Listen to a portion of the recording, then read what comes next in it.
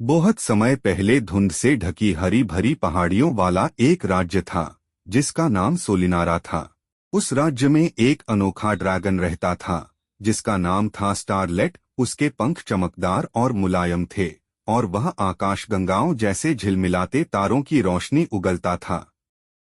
गांव वाले जब भी कभी इकट्ठे होते तो पहाड़ों में रहने वाले ड्रैगन की बात करते। उनका मानना था कि ड्रैगन बहुत ही खूंखार है, जो भी उन पहाड़ों में जाता है कभी लौटकर नहीं आता।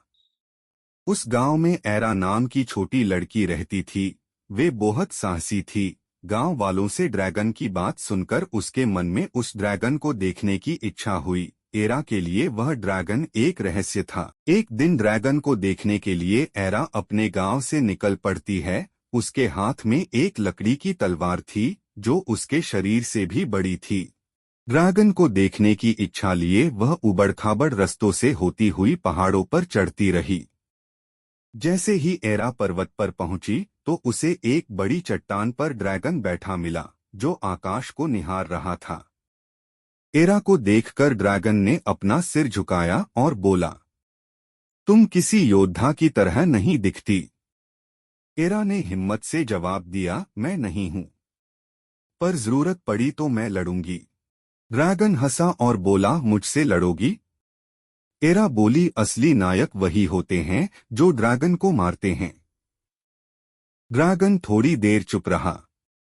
फिर उसने पूछा, और जब तुम ड्रैगन को मार दोगी उसके बाद क्या होगा? फिर कहानी खत्म, एरा बोली। नहीं, ड्रैगन बोला, वो तो बस शुरुआत होती है। कभी कभी असली कहानी तो वहीं से शुरू होती है। उसने आसमान की ओर इशारा किया, क्या तुम जानती हो, ये तारे भी कहानियां कहते हैं। और एरा ने पहली बार अपनी तलवार नीचे रख दी और दिल खोलकर सुना।